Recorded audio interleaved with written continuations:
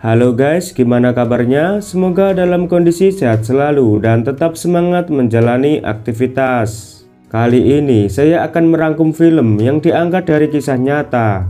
Film ini berjudul Kadet 1947 yang rilis di tahun 2021. Menceritakan para kadet Angkatan Udara Indonesia yang berjuang mati-matian dalam menghadapi agresi militer Belanda pada tahun 1947. Lalu bagaimana perjuangan mereka? Langsung saja kita ke alur ceritanya. Merdeka!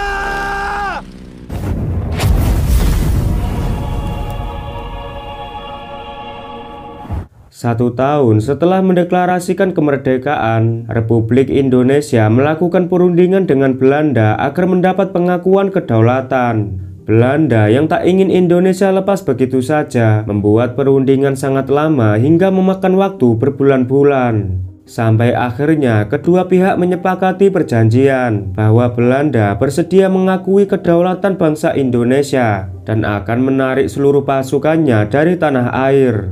Namun 4 bulan kemudian Belanda melanggar perjanjian dengan melancarkan agresi militer besar-besaran. Belanda memulai serangan dengan menghancurkan seluruh pangkalan udara di Indonesia. Scene beralih pada tahun 1947 di sebuah pangkalan angkatan udara Maguwo. Para kadet sedang sibuk merapikan pesawat yang diberi nama Panglima Diponegoro karena sebentar lagi Presiden Soekarno akan mengunjungi pangkalan.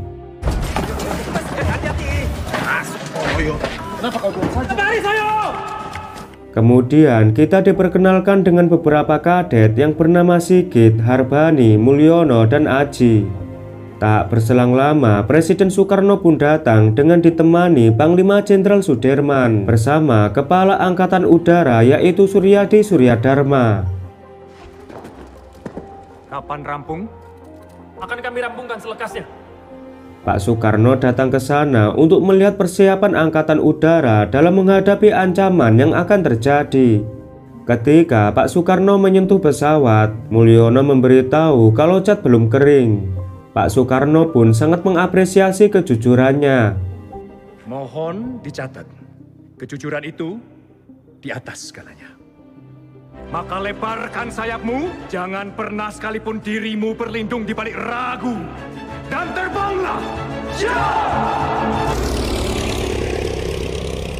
Ketika Sigit sedang latihan, namun tiba-tiba ia diserang pesawat Belanda.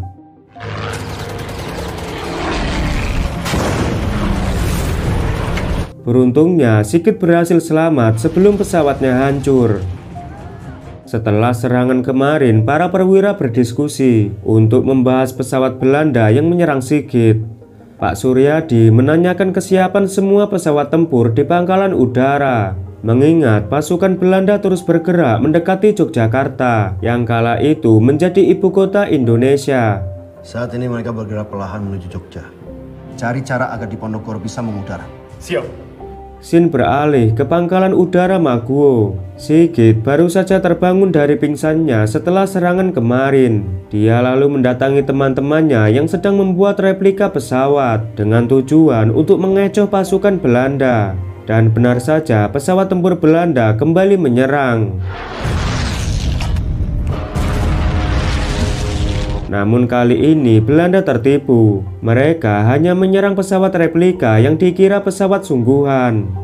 Keberhasilan mereka mengerjai Belanda sangat diapresiasi oleh Komandan Sucipto. Mereka pun diminta untuk membuat replika pesawat lagi. Namun Aji malah menolak perintah atasannya. Aji sangat ingin berlatih menerbangkan pesawat seperti para pilot yang lain. Lanjutkan. Siap! Sontol. Perang tak mungkin selesai dengan cara seperti ini. Aji lalu mengajak Mulyono, Sigit, dan Harbani untuk menerbangkan pesawat yang disembunyikan di hutan. Mulyono yang gak mau dapat masalah, dia pun gak jadi ikut. Kalau ada yang tanya bilang kita cari bambu ya. Beri kita kesempatan, sedikit pun. Berikutnya. Namun sesampainya di sana, mereka malah ketahuan sama Sersan Kardi. Merdeka. Aji yang gak mau nyerah berencana mencari lokasi persembunyian pesawat yang lain. Dengan mengendap-endap mereka berhasil menemukan pesawat Pangeran Diponegoro.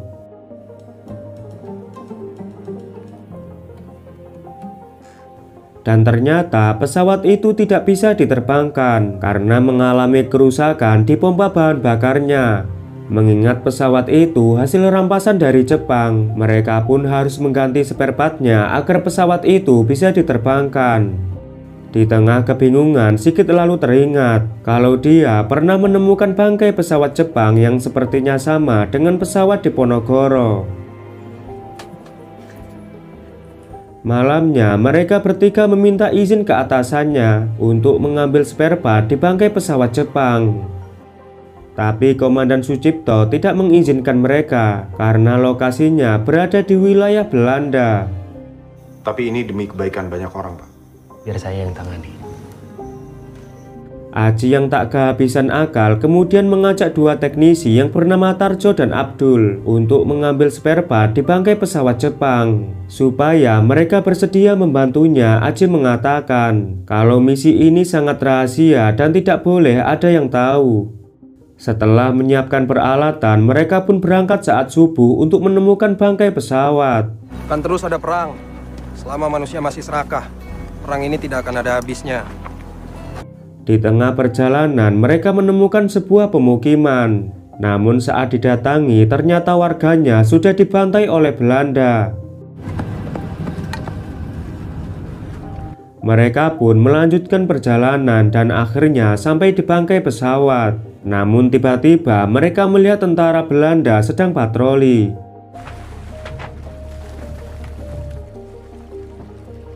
Karena tak ada pilihan lain, mereka pun menyerang tentara Belanda.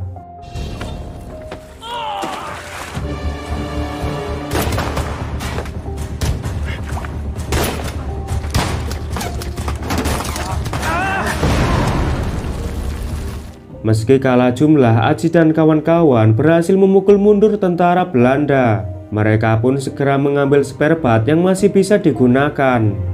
Masih berfungsi, Mas. Seharusnya. Namun dalam perjalanan pulang, mereka malah disergap pasukan Belanda yang sebelumnya kabur. Jangan ada yang angkat tangan. Ketika Aji dan kawan-kawan akan dihabisi, dan tiba-tiba Jenderal Sudirman datang bersama pasukannya.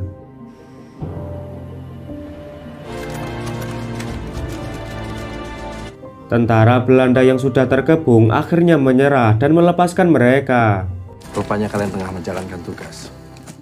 Jenderal Sudirman meminta ajudannya untuk mengantar mereka ke pangkalan. Pak Suryadi yang mengetahui anak buahnya merepotkan pasukan Jenderal Sudirman, dia menegur Pak Sucipto agar anak buahnya diberi sanksi. Pun saya tidak peduli, yang jelas ini tidak bisa terjadi lagi. Pak Suryadi lalu memerintahkan Pak Sucipto untuk mengambil bantuan obat-obatan ke Singapura, dan pangkalan udara Maguwo akan dipimpin oleh Pak Halim Perdana Kusuma. Malamnya, Aji dan para teknisi mengganti pompa bahan bakar, dan akhirnya pesawat Pangeran Diponegoro bisa dinyalakan.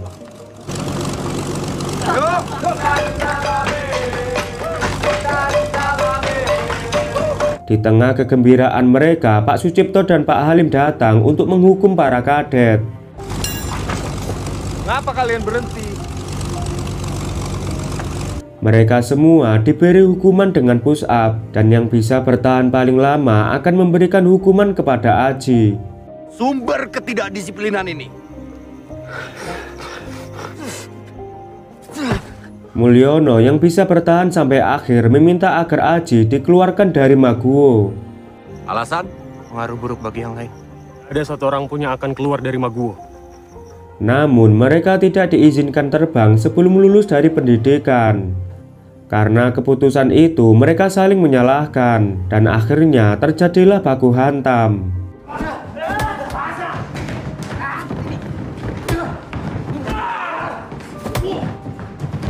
Perkelahian pun terhenti saat Kardi memberitahu kalau para kadet diperintahkan untuk memindahkan pesawat dari hutan menuju landasan karena besok Angkatan Udara akan menyerang Belanda. Esok paginya satu persatu pesawat dipindahkan ke landasan.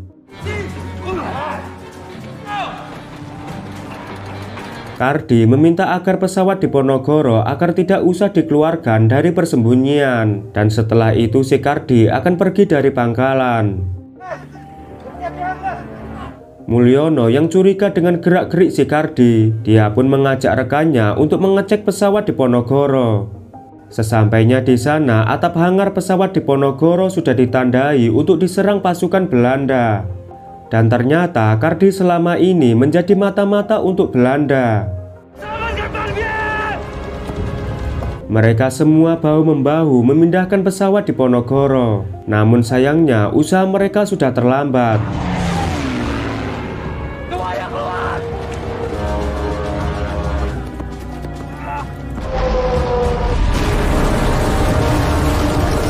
Akibat serangan Belanda, pesawat Diponegoro dan semua pesawat yang berada di landasan telah hancur. Bahkan pangkalan udara Maguwo juga porak-poranda.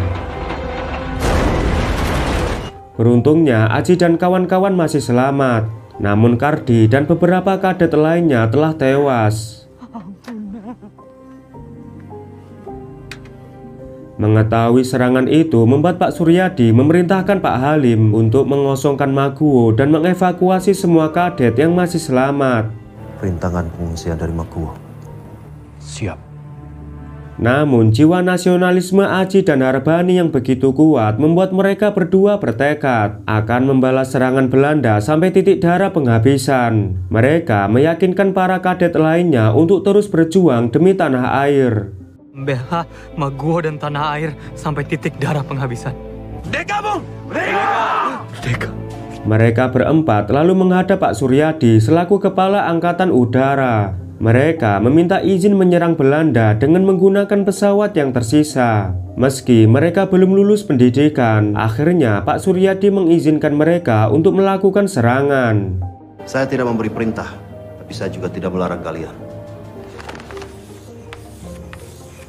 Malamnya, Pak Halim menjelaskan strategi penyerangan yang akan dilakukan saat subuh. Pak Halim memerintahkan untuk menyerang gudang logistik dan gudang senjata musuh. Sekarang saatnya kalian bersiap-siap. Siap! Ketika subuh tiba, Harbani, Sigit, Mulyono, dan Aji sudah bersiap menjalankan misi yang sangat berbahaya. Saya tunggu kalian di sini. Tanpa diduga, pesawat yang akan dinaiki Aji malah mengalami kerusakan. Aji yang selama ini ingin menerbangkan pesawat, dengan berat hati ia tidak ikut menjalankan misi bersama teman-temannya.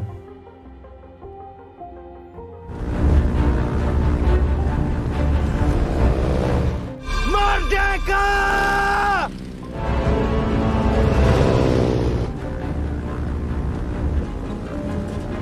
Bawa apa? Bom? Berat ini, Mas. Beberapa saat kemudian mereka akhirnya sampai di markas Belanda dan serangan pun dimulai.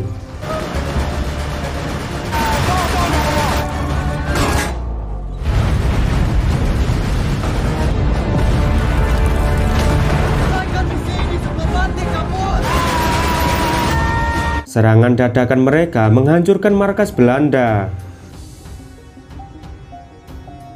Akhirnya mereka berhasil menjalankan misi dan kembali pulang dengan selamat. Saya ucapkan selamat untuk kalian. Saya bangga kepada kalian.